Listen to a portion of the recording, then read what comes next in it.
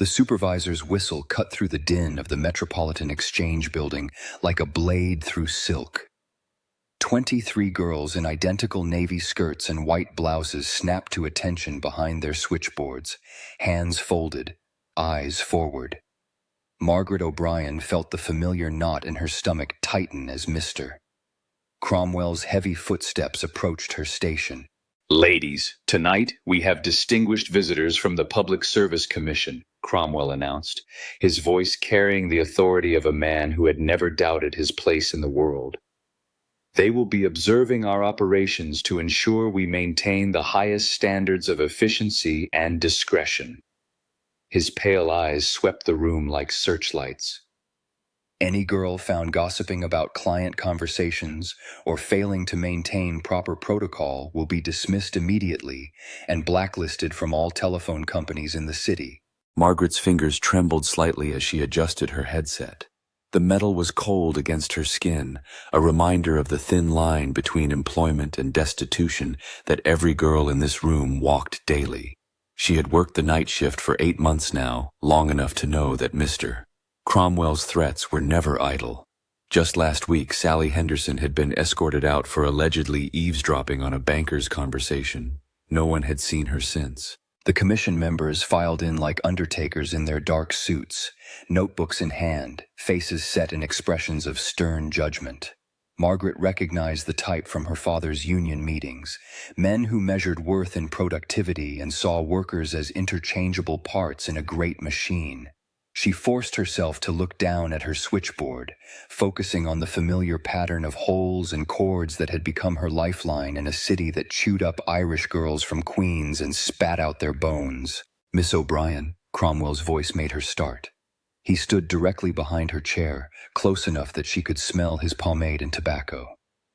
"Your numbers have been adequate lately. See that they remain so tonight." The word adequate stung worse than outright criticism. Margaret knew her numbers were among the best on the floor. She connected calls faster than anyone except perhaps Dorothy Chen, the quiet Chinese girl who worked with mechanical precision 3 stations down. But Margaret's real skill was one she dared never reveal. She could hear things in the wires that others missed, voices that seemed to come from nowhere, conversations that didn't match any logged connections. "Yes, sir," she replied, her voice steady despite the tremor in her hands. As the evening wore on, the normal rhythm of the night shift established itself.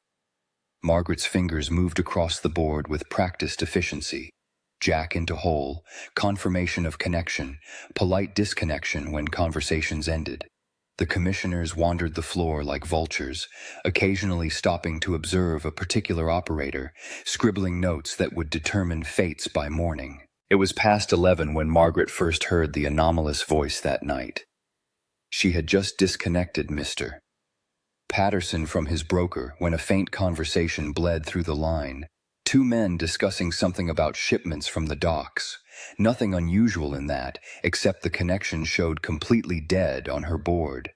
She glanced around quickly, but the commissioners were at the far end of the floor, and Cromwell was in his glass office. Margaret pressed the earpiece closer and listened.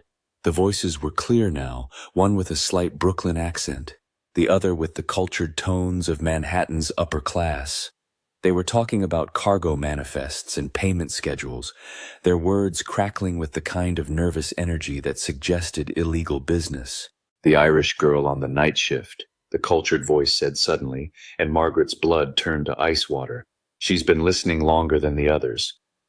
Someone needs to have a conversation with her." Her hand jerked away from the switchboard as if the metal had burned her. This was impossible. There was no connection logged, no call in progress. The line showed dead, empty, silent. Yet she had heard her own description as clearly as if the man had been standing beside her.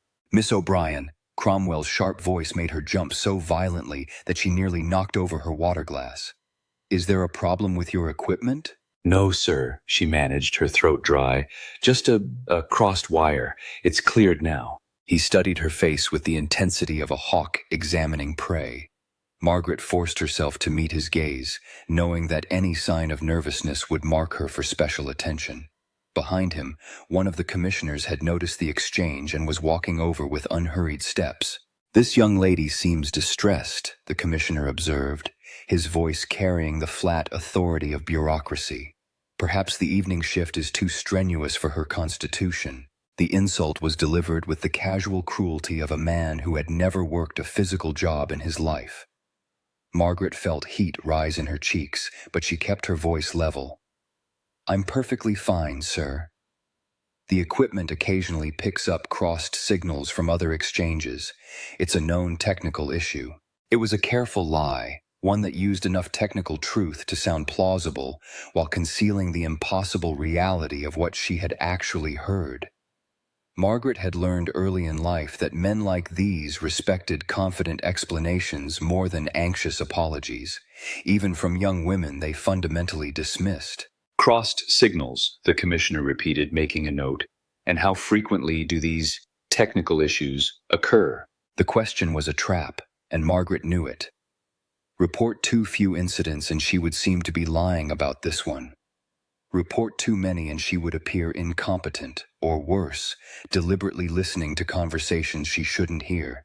She thought quickly, drawing on her knowledge of the older girl's conversations. "Perhaps once every few weeks, sir.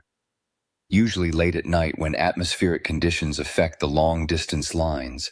It's mentioned in the technical manual, section 47, subsection 12. She had no idea if such a section existed, but the specificity of her answer seemed to satisfy the commissioner.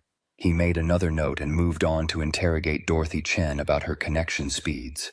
Margaret exhaled slowly, her heart still racing from the close encounter. The rest of the shift passed without incident. Or rather, without any incidents she dared acknowledge. Twice more, she heard fragments of impossible conversations, voices discussing things that made her skin crawl, mentions of girls who had asked too many questions, references to places in the city where people disappeared. Each time, her board showed no active connections. Each time, she pretended to hear nothing at all. Dawn was breaking over the Manhattan skyline when the night shift finally ended. The commissioners filed out with their notebooks full of observations, and Cromwell dismissed the operators with his usual lecture about discretion and efficiency. Margaret gathered her coat and handbag with deliberate calm, nodding goodbye to the other girls as if this had been just another ordinary night. But as she waited for the elevator, Dorothy Chen approached her with quick, nervous steps. The Chinese girl rarely spoke to anyone, keeping to herself with a caution that Margaret now understood better than she had 8 hours ago. "The voices in the wires," Dorothy whispered, her English careful and precise. "You hear them too, don't you?" Margaret's mouth went dry. She wanted to deny it, to protect herself with ignorance, but something in Dorothy's dark eyes stopped her. This girl knew. Somehow, impossibly, she knew. "I don't know what you mean," Margaret said quietly, but her voice lacked conviction. Dorothy glanced around the empty hallway, then leaned closer. "My grandmother in Chinatown, she says some people are born with ears that hear between the worlds. But she also says such people must be very careful who they trust." The elevator arrived with a mechanical clang, and Dorothy stepped inside without another word. Margaret stood frozen in the hallway, her mind reeling. Between the worlds, what did that mean? And if Dorothy had been hearing the impossible voices too, how many others were there? How many girls had learned to pretend deafness to keep their jobs and their lives? As she walked home through the gray morning light, Margaret's thoughts churned with new possibilities and new fears. The voices had mentioned her specifically, had known she was listening. That meant someone or something was aware of her ability, was perhaps even watching her. The commission's visit might not have been routine after all. She thought about Dorothy's grandmother and her talk of hearing between worlds. Margaret's own grandmother had died when she was 12, but she remembered the old woman's stories about the thin places where the living world touched others. She had dismissed them as superstition then, the comforting fantasies of a woman who had lived too long and seen too much. But now, walking through the empty streets of Queens as the city awakened around her, Margaret wondered if her grandmother might have known more than she had ever let on. The voices in the wires spoke of things that happened in shadows, of business conducted beyond the reach of law and conscience. They knew her name, knew her habits, knew she could hear them when others could not. The question that haunted her as she climbed the stairs to her small apartment was whether this strange ability was a gift or a curse, and more importantly, what price she would have to pay for possessing it. The summons to Mr. Cromwell's office came 3 days later, delivered by his secretary with the cold efficiency of a death warrant. Margaret sat across from his mahogany desk, her hands folded in her lap to hide their trembling, while he reviewed what appeared to be her employment file with theatrical deliberation. "Miss O'Brien," he began, not looking up from the papers, "the commission's report was quite thorough. They noted several irregularities in your behavior during their observation." The word hung in the air like a noose. Margaret forced herself to breathe steadily, to project the calm confidence that had served her well during the inspection. "I'm sorry to hear that, sir. I believed my performance that evening was satisfactory." "Satisfactory," Cromwell repeated, finally raising his pale eyes to meet hers. "The commissioners felt you seemed unusually nervous for a routine evening. They wondered if perhaps the pressures of the night shift were affecting your stability." It was masterfully done, Margaret realized. He was offering her an out. She could claim nervous exhaustion, accept a transfer to the less sensitive day shift, and retreat to safety. All she had to do was admit weakness, confirm their assumption that she was just another fragile girl overwhelmed by the demands of modern employment. "I can assure you, Mr. Cromwell, that my stability is quite intact," she replied evenly. If the commissioners observed any nervousness, it was merely the natural result of working under such distinguished scrutiny. His smile was thin and predatory. "I see. Well then, we shall have to test that stability, won't we?" He opened a different folder, this one containing what looked like technical diagrams. "You claim to have extensive knowledge of our equipment's technical specifications. Section 47, subsection 12, I believe you mentioned to Commissioner Bradley." Margaret's stomach dropped. There was no such section. She had invented it in desperation, gambling that the commissioner wouldn't verify her claim immediately. Now Cromwell was calling her bluff with the patience of a spider that had felt a fly struggle in its web. "I may have misspoken about the exact reference number," she said carefully. "The technical manuals are quite extensive and under pressure." "Indeed they are," Cromwell agreed, sliding a thick bound volume across the desk. "This is the complete technical manual for our switchboard system, all 347 pages. Since you're so familiar with it, I'm sure you won't mind demonstrating that familiarity." He stood up and moved to the window, gazing out at the city below with the air of a man who held absolute power over the small lives in his domain. "I'm assigning you to a special project, Miss O'Brien. Each night this week you will study one section of this manual and provide me with a detailed summary the following morning. Consider it professional development." The punishment was elegant in its cruelty. Margaret would have to spend her days studying technical specifications instead of sleeping, then work her regular night shift in a state of exhaustion. Any mistakes would provide perfect justification for her dismissal. Any sign that she couldn't handle the additional workload would confirm the commissioner's assessment of her stability. "I understand, sir," she said, lifting the heavy manual with both hands. "When would you like the first summary?" "Tomorrow morning, sharp at 8. Don't disappoint me, Miss O'Brien. The company has invested considerable resources in your training." Walking back to her station with the manual tucked under her arm, Margaret caught Dorothy Chen watching her with knowing eyes. The Chinese girl said nothing, but her slight nod conveyed both sympathy and warning. This was how the system worked. Step out of line, attract attention, and face consequences designed to break you down or drive you out. That night, the impossible voices returned with a vengeance. Margaret had barely settled into her rhythm when the first whispered conversation bled through a deadline. This time, she recognized one of the speakers, the cultured Manhattan accent from 3 nights ago, now discussing something about a warehouse fire in Brooklyn. "The investigation is getting too close," he was saying. "We need to eliminate some loose ends before they connect the dots." "What about the telephone girls?" The second voice was rougher, working class. "Some of them might have heard things they shouldn't." Margaret's blood went cold as the cultured voice laughed, a sound like breaking glass. My dear fellow, who would believe the word of a switchboard operator against respected members of the business community? Besides, girls in that position tend to have accidents when they become inconvenient. The conversation continued, but Margaret forced herself to focus on her actual work, connecting real calls for real customers while the ghost voices discussed murder with casual indifference. She began to understand that what she was hearing wasn't random crossed wires or atmospheric interference. These were conversations happening somewhere in the city's shadows, somehow bleeding through into the telephone network where only a few people like her could detect them. Around midnight, she noticed something else strange. Every time she heard the impossible voices, the lights in the exchange building would flicker almost imperceptibly. Other girls attributed it to the old electrical system, but Margaret began to suspect it was connected to whatever force allowed these shadow conversations to reach her ears. During her break, she found Dorothy Chen in the small kitchen, carefully eating a rice ball wrapped in newspaper.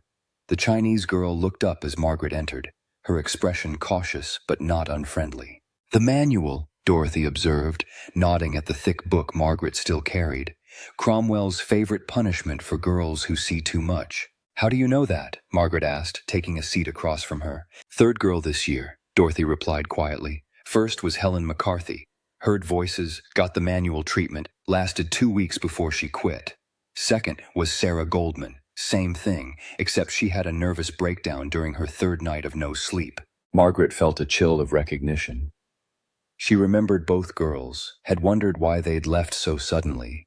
Now she understood the pattern. Identify the ones who could hear the impossible voices, break them down with impossible demands, eliminate the threat to whatever secret these shadow conversations represented.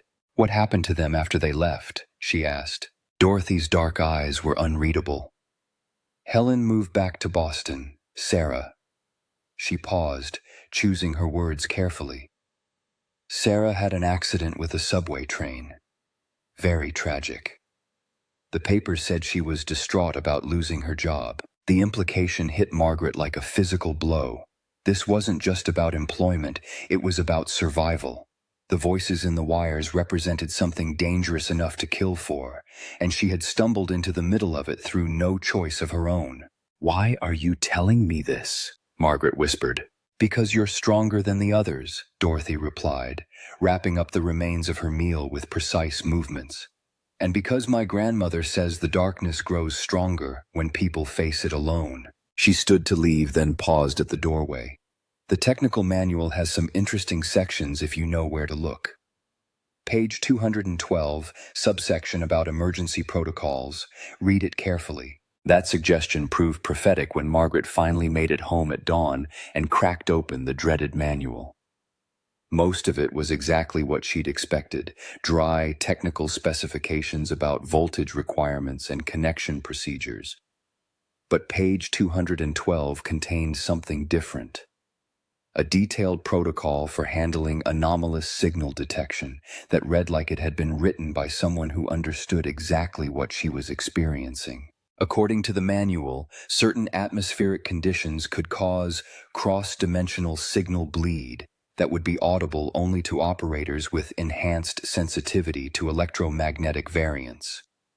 The protocol recommended documenting such incidents in a special log that was to be submitted directly to a specific department head, not Cromwell, but someone named Frederick Walsh in Special Operations. Margaret read the section 3 times, her heart racing with possibilities. If this was official company policy, then her ability wasn't a curse or a delusion. It was a recognized phenomenon with established procedures. But why hadn't anyone told her about it? Why had Helen and Sarah been punished instead of transferred to this special operations department? As she prepared her summary for Cromwell, Margaret made a careful decision. She would include everything from the manual except page 212. That section would remain her secret until she could figure out what game was really being played and who she could trust with the knowledge. The next morning, she delivered her summary with the same quiet confidence she'd shown during the commission inspection. Cromwell reviewed it with obvious disappointment. She had done exactly what he'd asked, thoroughly and competently, giving him no grounds for criticism. Very thorough, Miss O'Brien, he said finally. Perhaps you do have the stability for this position after all. But his pale eyes held a cold calculation that told her this was far from over. He would find another way to test her, another pressure point to exploit. The question was whether she could learn enough about the shadow voices and their connection to the company before he succeeded in breaking her down. That night, armed with her new knowledge from the technical manual, Margaret listened to the impossible Conversations with fresh understanding. She wasn't going crazy, and she wasn't alone. Somewhere in the city, other people knew about the voices in the wires. The question was whether they were friends or enemies, and whether she could find them before they found her. Margaret's opportunity came during the lunch break on Friday, when Cromwell left the building for his weekly meeting with the district supervisors. She had memorized the layout of the Metropolitan Exchange's upper floors from studying the emergency evacuation diagrams, and she knew that special operations occupied a small suite of offices on the 7th floor, 2 levels above the main switchboard operation. The elevator operator, a tired-looking man named Murphy, barely glanced at her forged delivery slip as she asked for the 7th floor. Margaret had practiced the lie during her morning commute. She was delivering technical reports to Mr. Walsh's office on behalf of the night shift supervisor. The manila envelope in her hands contained nothing more than blank paper, but it served as perfect camouflage for her real purpose. The 7th floor hallway was eerily quiet compared to the constant bustle of the switchboard operation below. Thick carpeting muffled her footsteps as she walked past doors marked with cryptic departmental designations. Signal analysis, network security, special projects division. At the end of the corridor, a frosted glass door bore the simple inscription F. Walsh, Special Operations Director. Margaret knocked twice and waited, her heart hammering against her ribs like a trapped bird. When no answer came, she tried the handle and found it unlocked. The office beyond was smaller than she had expected, dominated by a massive desk covered with what appeared to be electrical diagrams and city maps marked with red ink. The walls were lined with filing cabinets, their metal surfaces bearing warning labels about classified materials. She had perhaps 10 minutes before Murphy would wonder why she hadn't returned to the elevator. Moving quickly but carefully, Margaret examined the papers on Walsh's desk. The electrical diagrams showed the telephone network's infrastructure, but with additional markings that didn't appear on any standard company materials. Certain exchanges were circled in red, with handwritten notes about sensitivity thresholds and dimensional resonance points. One map of Manhattan caught her attention immediately. It showed the locations of every major telephone exchange in the city, but also marked several other sites with cryptic symbols. A warehouse in Brooklyn, a mansion on the Upper East Side, what appeared to be a church in the Bowery. Lines connected these locations to the telephone exchanges, creating a web of connections that suggested some kind of coordinated network. Margaret photographed the most important documents with a small camera she had borrowed from her brother's journalism supplies, working with the efficient speed of someone who understood that discovery would mean more than just losing her job. The filing cabinets were locked, but one drawer had been left slightly ajar, revealing folders labeled with dates going back several years.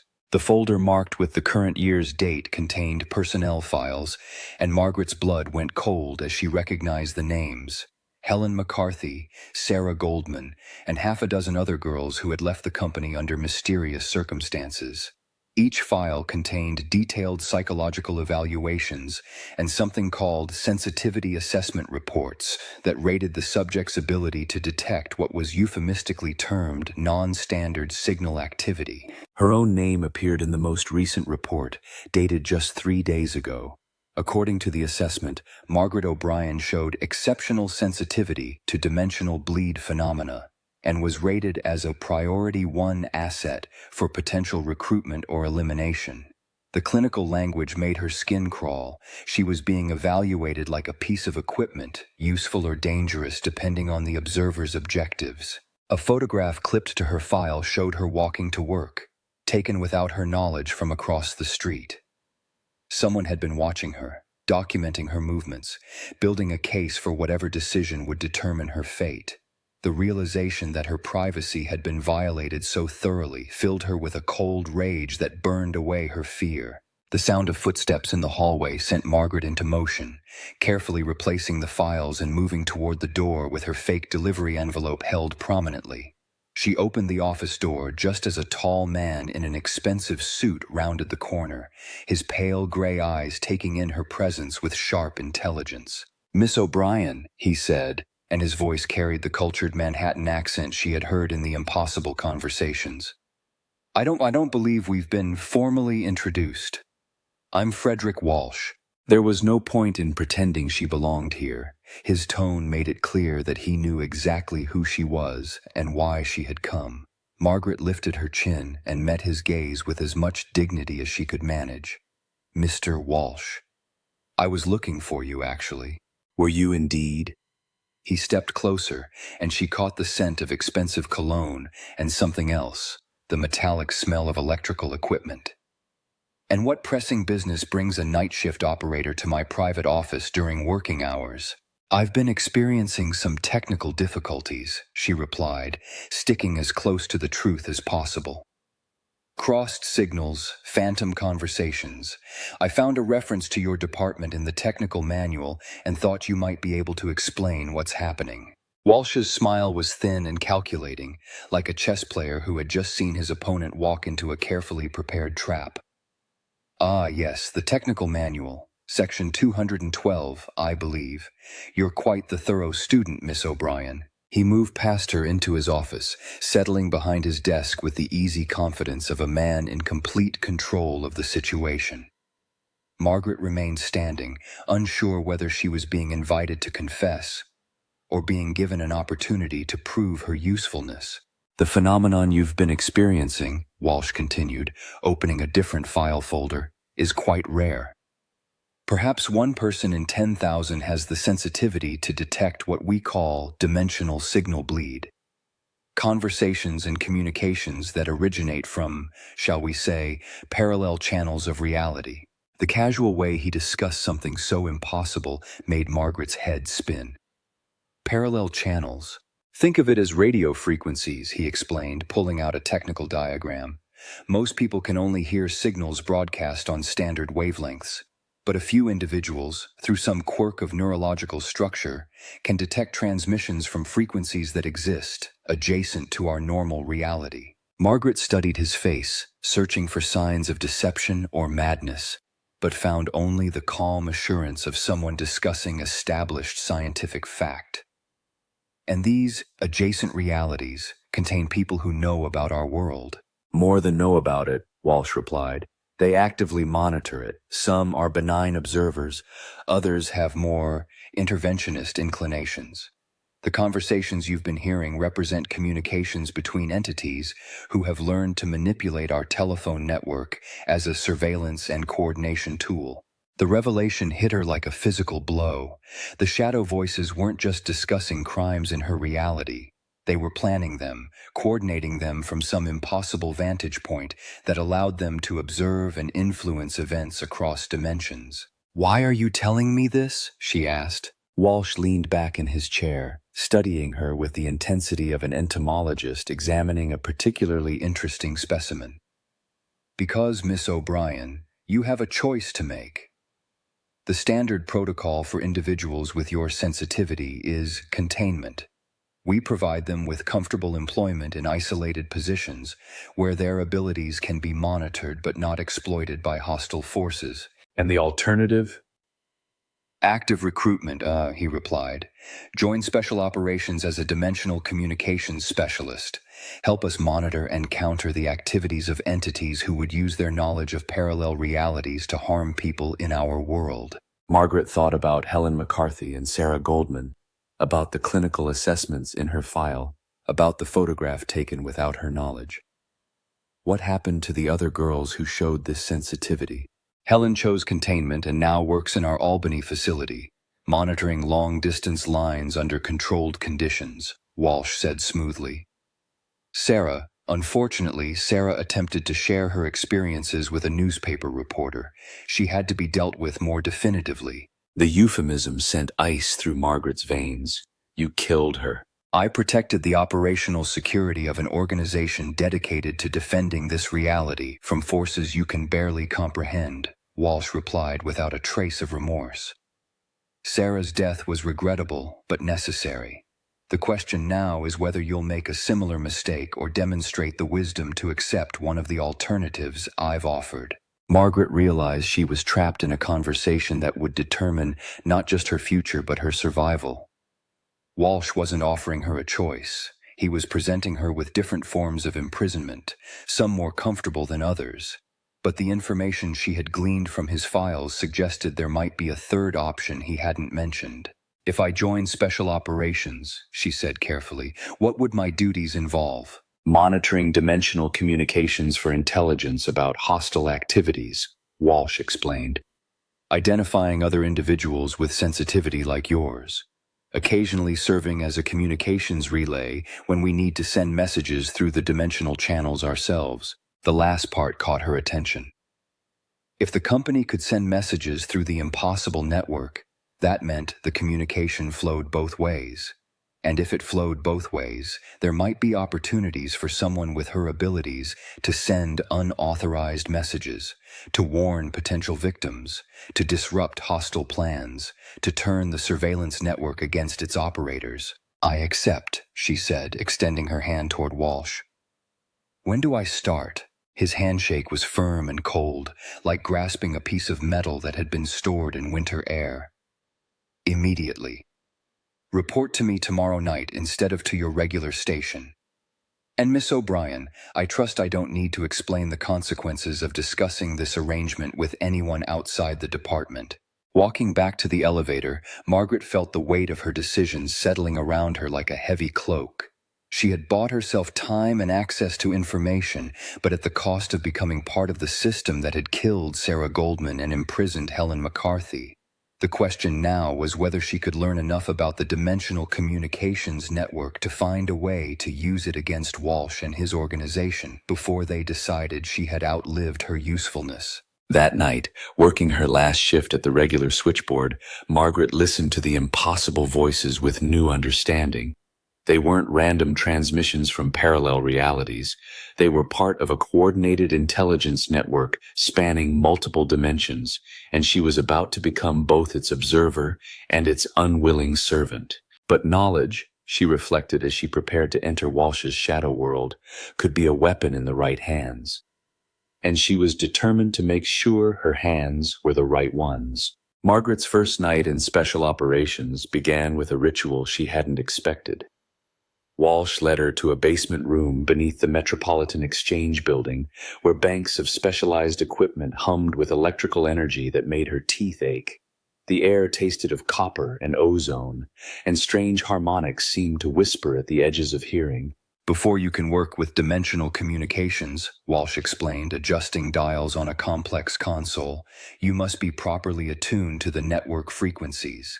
This process will enhance your natural sensitivity, but also create a permanent neurological connection to our monitoring systems. Margaret studied the device he was preparing, a headset that looked like a more elaborate version of her switchboard equipment, but with additional wires and crystalline components that seemed to pulse with their own inner light. What exactly does permanent connection mean? It means that once you're attuned, you'll be able to hear dimensional communications without technological assistance, Walsh replied.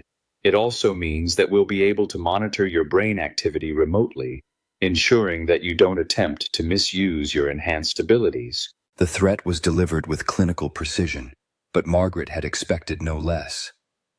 She had spent the previous day researching everything she could find about electromagnetic effects on human neurology, and she understood that Walsh was preparing to turn her brain into a biological antenna, one that he could tune or shut down at will.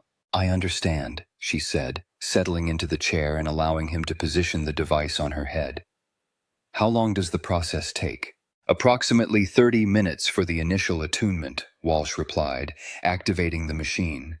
During that time, you may experience disorientation as your consciousness adjusts to perceiving multiple dimensional layers simultaneously. The first sensation was like having ice water poured directly into her brain. Margaret gasped as the familiar world around her suddenly expanded, layers of reality peeling back to reveal vast networks of connection she had never imagined.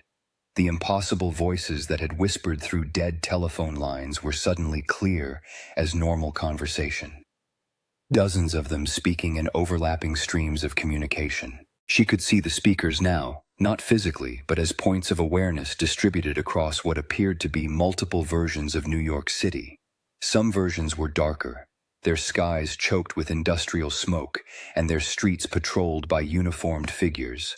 Others gleamed with technologies that belonged in science fiction magazines, their inhabitants moving through cities of glass and metal that defied architectural logic. Fascinating, Walsh observed, monitoring her responses on various instruments. Your sensitivity rating is even higher than our initial assessments suggested. You're perceiving at least 7 distinct dimensional layers simultaneously. Margaret tried to speak, but found her voice caught between realities. In one layer, she was sitting in Walsh's basement laboratory. In another, she was standing in what appeared to be the same room but filled with different equipment and different people. A third version showed the space as it might have been decades ago when the building was first constructed. The disorientation will pass, Walsh continued. Your brain is learning to filter and categorize the information streams. Focus on the voices. They contain intelligence about activities across multiple realities that could affect our world. Gradually, Margaret learned to separate the different layers of perception, to tune in and out of various dimensional frequencies like adjusting a radio dial. The voices became clearer, their conversations revealing a complex web of coordination between entities who seemed to exist primarily to monitor and manipulate events across parallel versions of reality. The Brooklyn operation is proceeding on schedule, one voice reported, speaking from what appeared to be a reality where the warehouse district was controlled by armed militias. 3 more shipments arrived last night, and the local authorities have been neutralized. Excellent, replied a familiar cultured accent, the same voice Margaret had heard discussing her elimination weeks ago. What about the Manhattan facility? Any problems with the new girl? Margaret's blood went cold as she realized they were discussing her in real time. While she listened, the attunement process is proceeding normally, Walsh's voice replied, and Margaret understood with horrible clarity that he was actively communicating with the dimensional network while monitoring her initiation. She should be fully operational within the week. The betrayal hit her like a physical blow. Walsh wasn't just monitoring communications from hostile entities. He was one of them, coordinating activities between his version of reality and others. The Special Operations Department wasn't defending against dimensional interference. It was facilitating it. Margaret forced herself to remain still, to give no sign that she understood what she was hearing.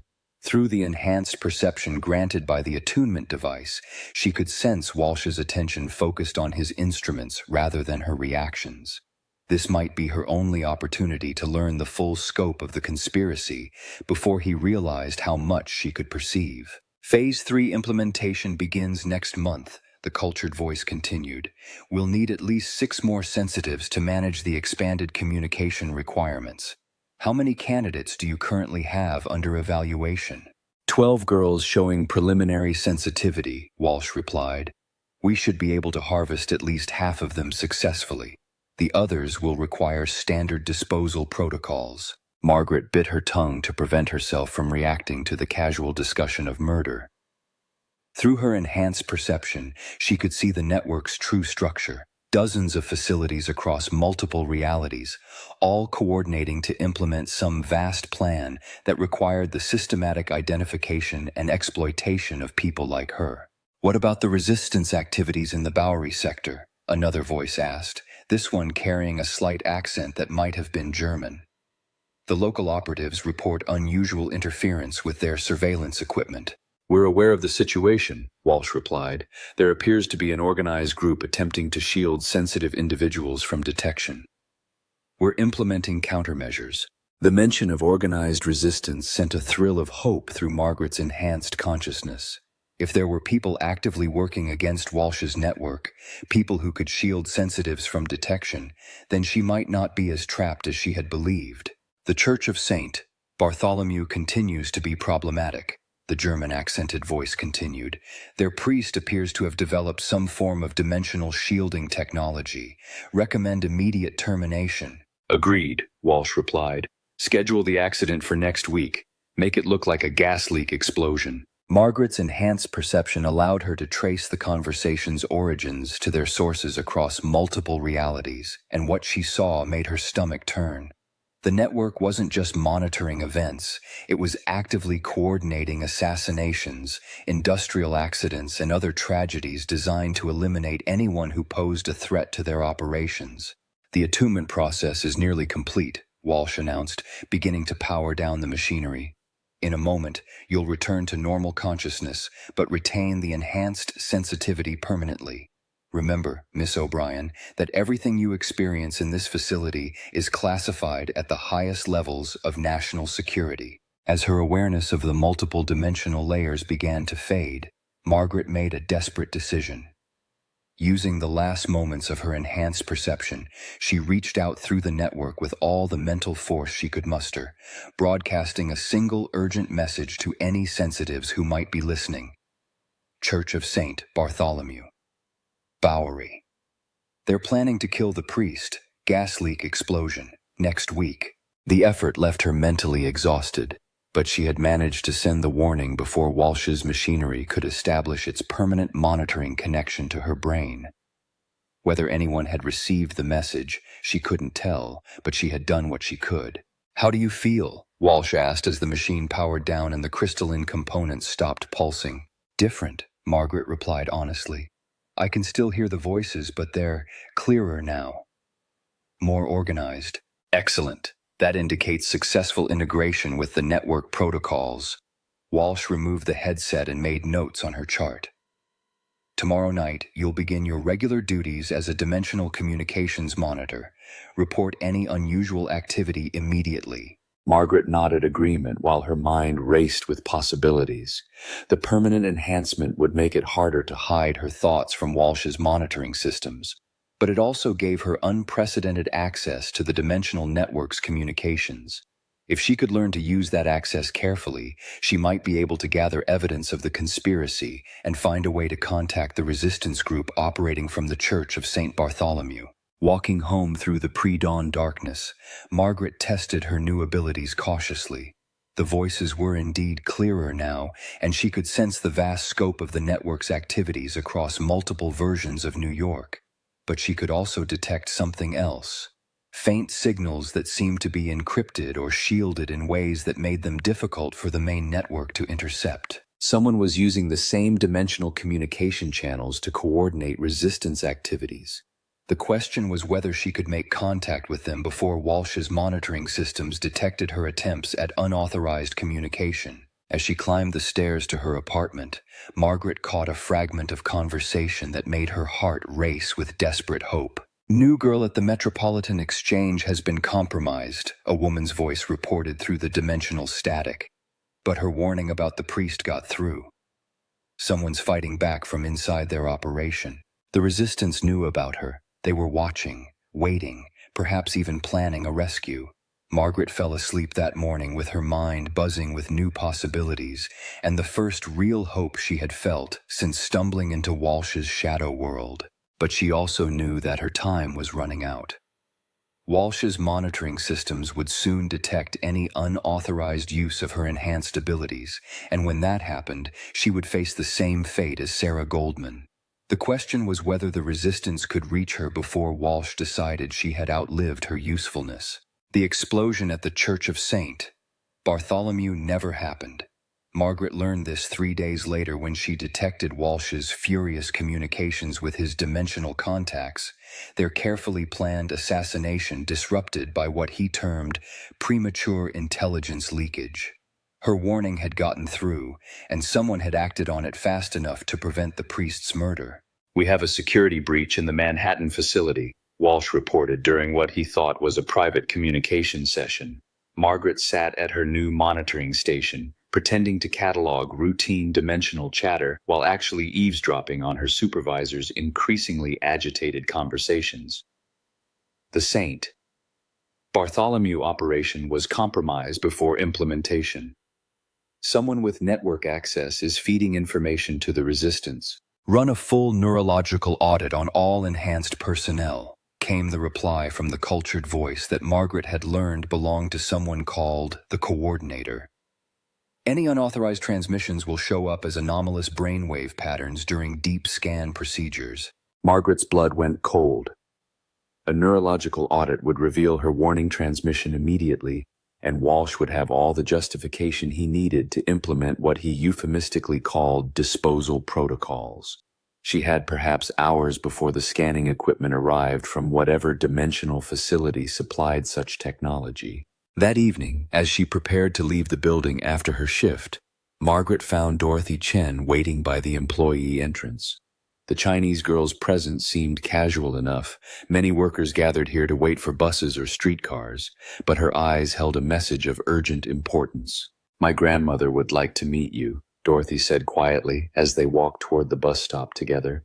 "She says the spirits in the wires have been very active lately, and she thinks you might need guidance from someone who understands their language." The invitation was clearly more than it appeared to be, especially given the timing. Margaret glanced around carefully, noting the absence of the usual surveillance personnel who had been shadowing her since joining Special Operations. Either they had been called away for the neurological audit preparations, or someone had found a way to neutralize their observation. "I'd be honored to meet your grandmother," Margaret replied, following Dorothy onto a bus headed toward Chinatown instead of her usual route to Queens. The journey took them through neighborhoods that seemed to exist in multiple dimensions simultaneously. Through her enhanced perception, Margaret could see layers of the city's past and future overlapping the present. Immigrant communities from different eras occupying the same streets. Technologies from various timelines coexisting in impossible combinations. The effect was disorienting but also oddly comforting, as if she was finally seeing the city's true nature instead of just its surface appearance. Dorothy's grandmother lived above a shop that sold herbs and mysterious substances in glass jars, its windows covered with symbols that seemed to shift and change when viewed peripherally.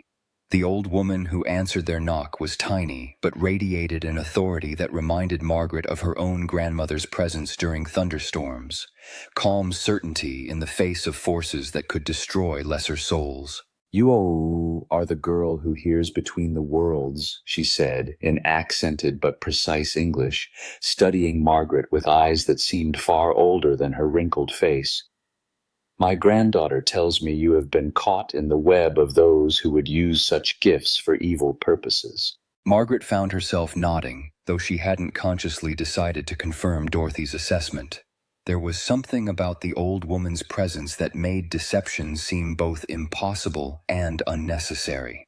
"They have changed your mind with their machines," the grandmother continued, gesturing for Margaret to sit on a cushion beside a low table covered with what appeared to be technical drawings mixed with traditional Chinese symbols. "But machines cannot touch the soul. They can monitor your thoughts, but not your spirit's true intentions." "Can you help me?" Margaret asked, abandoning any pretense of casual conversation. "They're planning to scan my brain tomorrow. When they do, they'll discover that I warned the priest about the planned explosion." "The priest is safe," the old woman replied with satisfaction. "Father McKenna has powerful protections around his church now. But you are still in great danger, and through you, many others who share your gift." She spread the drawings across the table, and Margaret realized they showed the same dimensional network maps she had seen in Walsh's office, but marked with additional information that suggested a completely different interpretation of the system's purpose. "What you call dimensional communication is very old magic," the grandmother explained. "For thousands of years, certain people have been able to hear voices from the spaces between worlds. Usually these voices bring wisdom or warnings from ancestors who watch over the living. But in recent decades, something else has learned to use these channels." Margaret studied the maps more carefully, noting symbols that indicated not just communication nodes, but what appeared to be dimensional breach points, places where entities from other realities could potentially cross into this world. Walsh and his organization aren't just monitoring other dimensions, she realized with growing horror. They're preparing to let something through. Many somethings, the old woman corrected grimly. Entities that exist only to consume and destroy, seeking worlds they can devour before moving on to the next. They have already destroyed multiple versions of our reality in other dimensions. Now they prepare to add our world to their collection. The scope of the threat was almost too large to comprehend. Margaret had thought she was dealing with a criminal conspiracy, but the reality was far worse.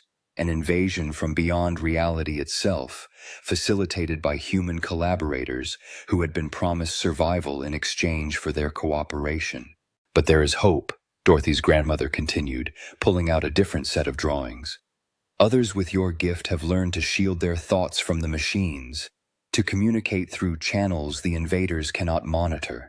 We call ourselves the Underground Church, though we welcome people of all faiths who oppose this evil. The new drawings showed a network of safe houses and communication points throughout the city, connected by what appeared to be a completely separate dimensional channel that ran parallel to the one Walsh's organization controlled. Churches, temples, synagogues, and other religious sites formed the backbone of this resistance network, their spiritual energy somehow providing natural shielding against the invaders' surveillance technology. Father McKenna leads our operations in Manhattan, the old woman explained. He has developed ways to use sacred spaces as anchor points for protective dimensional barriers. If you can reach his church, he can shield you from the neurological scanning and teach you to use your abilities against the invasion. Margaret felt a surge of hope mixed with desperate urgency. How do I get there without Walsh's people following me? The same way Dorothy has been traveling to visit me, the old woman replied with a slight smile, through the spaces between spaces where their machines cannot follow. She handed Margaret a small pendant made of what appeared to be crystallized metal, its surface inscribed with symbols that seemed to shift and flow like living text. This will allow you to step partially out of normal reality, to move through the city while remaining invisible to their surveillance. But it requires great mental discipline. Lose focus for even a moment, and you will become lost between dimensions. Dorothy took Margaret's hand, her touch surprisingly warm in the cool apartment. I'll guide you the first time. My grandmother taught me to walk the shadow paths when I was 12 years old. It's how I've been avoiding their attempts to capture me for enhancement. Margaret realized that Dorothy had been living with the same abilities and the same dangers for years, somehow managing to work in the telephone exchange while avoiding Walsh's attention. The knowledge that survival was possible, that others had found ways to resist, filled her with determination. When do we leave? She asked. Now, the old woman replied, standing with fluid grace despite her apparent age. The scanning equipment arrives tomorrow morning. By then you must be beyond their reach and learning to fight back. As they prepared to leave through what the grandmother called the shadow paths, Margaret caught a fragment of dimensional communication that made her blood run cold. Walsh was speaking to the coordinator, his voice tight with barely controlled anger. The O'Brien girl will be terminated tonight, he was saying. I'm not waiting for the neurological audit. Her behavior patterns suggest active resistance, and we can't afford any more intelligence leaks. Margaret grabbed Dorothy's arm. They're coming for me tonight. Walsh isn't waiting for the brain scan. Dorothy's grandmother moved to the window and peered out at the street below. 3 vehicles, government plates. They are already here. She turned back to them with calm urgency. The shadow path it is then. Hold tight to each other and to your sense of self. The spaces between worlds can be challenging for those not accustomed to their geography. Margaret clutched the crystal pendant in Dorothy's hand as the old woman began chanting in what sounded like a mixture of Chinese and Latin. The apartment around them started to fade, becoming translucent as another version of reality bled through. Through the overlapping dimensions, Margaret could see Walsh himself climbing the stairs with several armed men, their faces set in expressions of cold professionalism. Step forward, Dorothy whispered, pulling Margaret toward what appeared to be a wall but felt like empty air. Don't look back, and don't let go of my hand.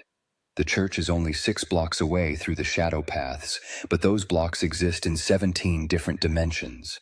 As they stepped through the dissolving wall and into the space between worlds, Margaret heard Walsh's furious shout echoing across multiple realities. "Find her! She cannot be allowed to reach the church." But they were already gone, walking through a version of New York where the buildings breathed like living things And the streets ran with silver light. Behind them, Margaret could hear the sound of splintering wood as Walsh's men broke down the apartment door, but the sounds grew fainter with each step deeper into the shadow realm.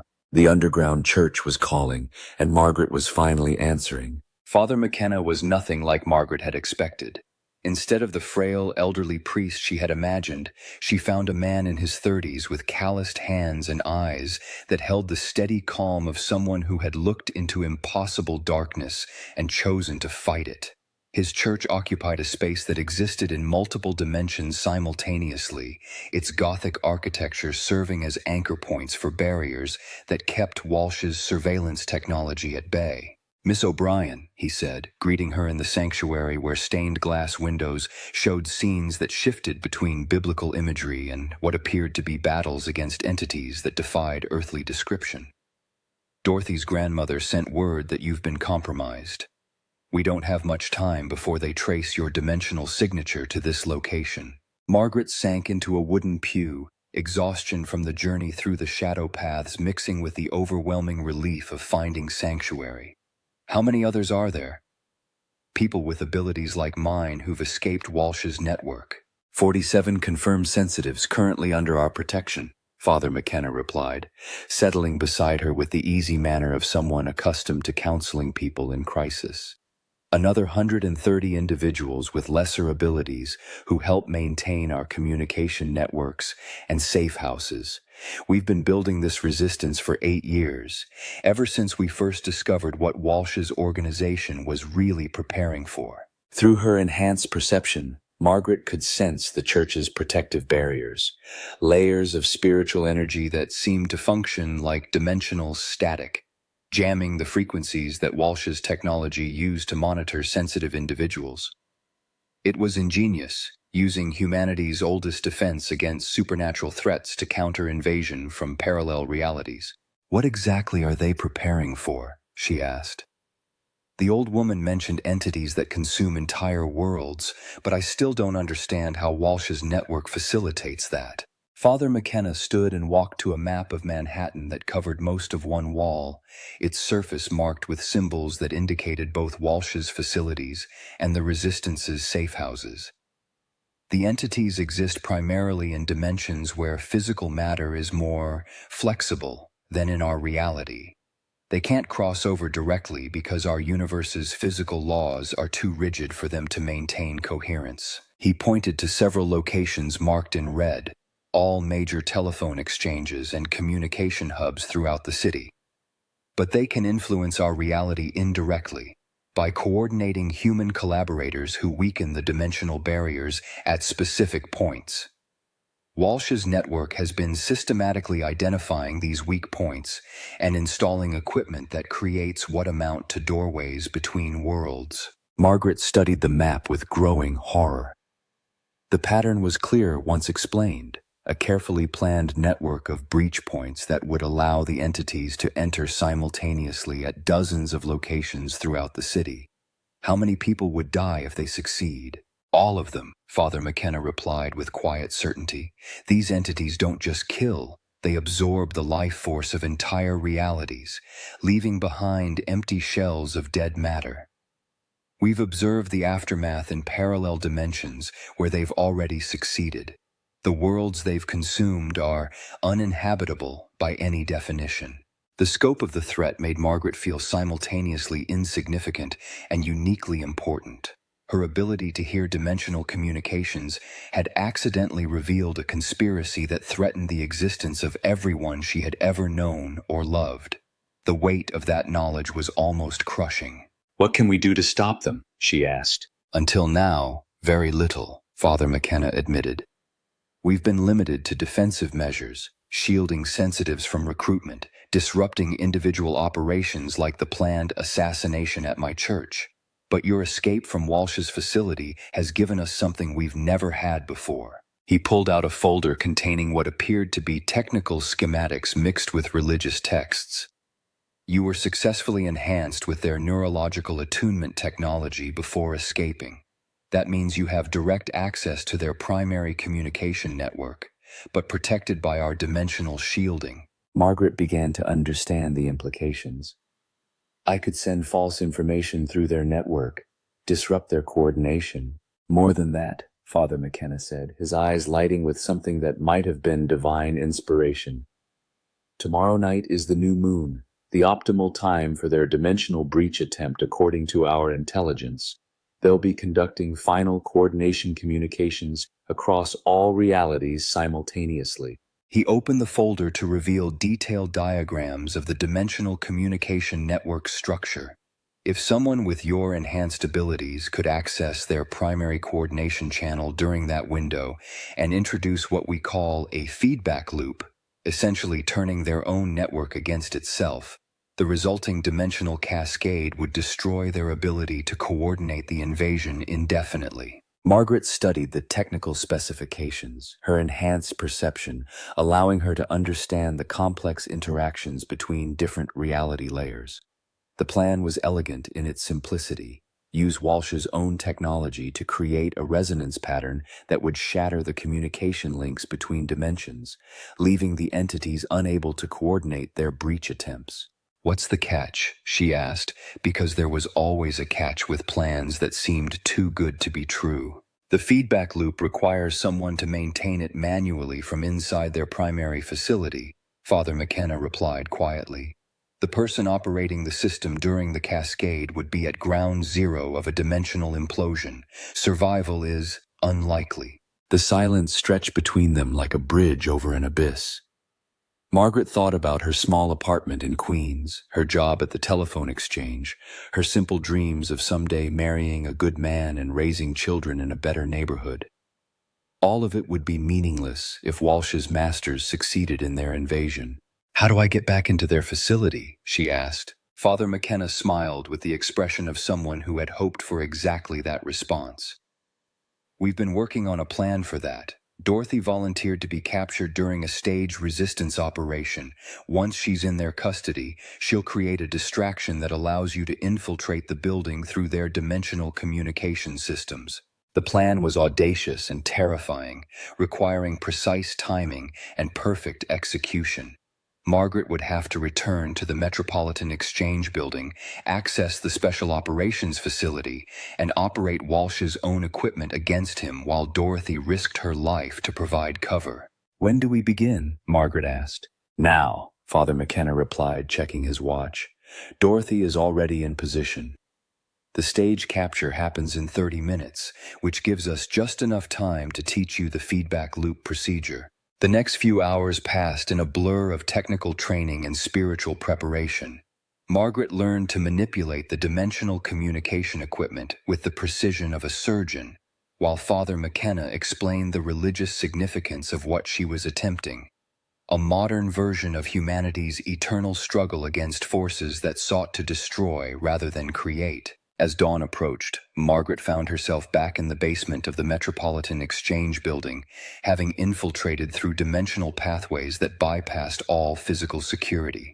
Dorothy's capture had proceeded exactly as planned, drawing Walsh and his security team to the upper floors, while Margaret accessed the Special Operations Facility undetected.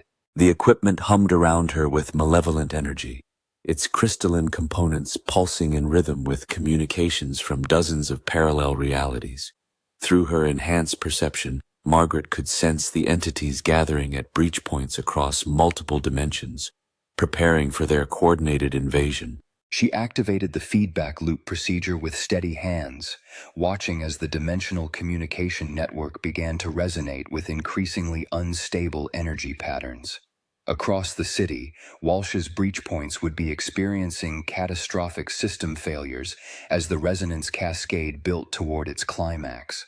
"You're too late!" Walsh's voice cut through the electrical noise as he appeared in the doorway, his face twisted with rage and desperation. "The invasion begins in minutes. Even if you destroy our coordination systems, enough entities will break through to consume this reality." Margaret continued working, fine-tuning the feedback loop as the equipment around her began to vibrate with dimensional stress. Maybe. But they'll have to do it without your help, and without the ability to coordinate their efforts. That gives humanity a fighting chance. Walsh raised a pistol, his hand shaking with fury. I was promised survival. A place in their new order. You're destroying my only hope of living through what's coming.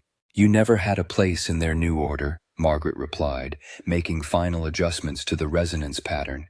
They promised you survival because they needed human collaborators. Once the invasion succeeded, you would have been consumed like everyone else. The realization that he had been betrayed by his own masters hit Walsh like a physical blow. His face went pale as he understood that his cooperation had bought him nothing but delayed execution. In that moment of comprehension, Margaret saw him not as a monster, but as a man who had made terrible choices out of fear and desperation. It's not too late, she said gently. Help me complete the feedback loop. Give humanity the chance to fight back that you almost took away. Walsh stared at her for a long moment, the pistol wavering in his grip. Then, with a sound that might have been a sob, he holstered the weapon and moved to assist her at the control console. Together, they fine-tuned the resonance cascade that would shatter the dimensional invasion network. The explosion, when it came, was not physical but metaphysical, a wave of disrupted dimensional energy that swept across parallel realities like a tide, severing the connections that had allowed the entities to coordinate their assault. Margaret felt her consciousness expand across multiple dimensions simultaneously as the feedback loop reached critical resonance. She saw the entities' confusion as their communication networks collapsed, saw their breach attempts failing as the carefully prepared doorways between worlds slammed shut, saw parallel versions of herself and Walsh working together in facilities across dozens of realities to complete the dimensional cascade. When the resonance finally stabilized, Margaret found herself still alive, but permanently changed. Her enhanced perception now extended across multiple realities simultaneously, making her a living bridge between worlds. Walsh stood beside her, his face aged by the experience but free from the haunted desperation that had driven him to collaboration. What happens now? He asked quietly. Margaret looked around the facility, its equipment now silent and powerless, the crystalline components dark and cold. Through the building's windows, she could see the sun rising over a New York City that would never know how close it had come to complete annihilation. Now we rebuild, she said. The telephone network, the communication systems, the connections between people who want to help each other instead of consuming each other. And we prepare for the next time, because there will be a next time. In the weeks that followed, the world gradually returned to what passed for normal. The Metropolitan Exchange Building was quietly purchased by a private foundation and converted into a research facility dedicated to studying what the public reports described as atmospheric interference patterns in telecommunications equipment. Margaret became its director, using her unique abilities to monitor dimensional communications for signs of renewed threat. The old telephone switchboard system was replaced with new technology that incorporated safeguards against dimensional interference, and a new generation of operators was trained to recognize the signs of anomalous signal activity. Most of them never learned the true purpose of their training, but a few, those with the rare sensitivity to hear between worlds, were quietly recruited into the underground church's expanded network. Dorothy Chen became Margaret's assistant, her grandmother's wisdom helping to establish protocols that balanced technological innovation with spiritual protection. Father McKenna's church evolved into the headquarters of an international organization dedicated to monitoring and countering extra-dimensional threats, its membership drawn from every religion and philosophy that recognized the fundamental importance of protecting life against forces of pure destruction. Walsh, stripped of his former authority but granted clemency in exchange for his cooperation, worked as a technical consultant, his knowledge of the entity's methods proving invaluable in developing new defensive systems. His collaboration during the final moments of the crisis had earned him a chance at redemption, though he would spend the rest of his life working to atone for his earlier choices. Margaret kept her small apartment in Queens, but her world had expanded to encompass multiple realities and countless possibilities.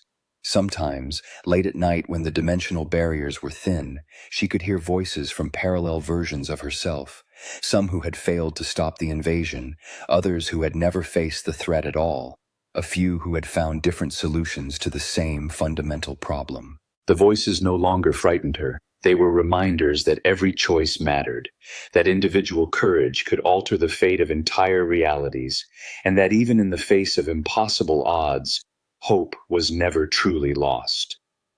In a city of millions, a single switchboard girl had heard the voices that others missed, and in doing so, had saved them all. The network hummed with new purpose now, carrying messages of connection rather than conquest, binding communities together instead of preparing them for consumption. And in the spaces between the words, in the silence that existed between one conversation and the next, Margaret listened for the whispers that would warn of the next threat to emerge from the darkness between worlds. The switchboard girl had become the guardian of reality itself, and she was ready for whatever came next.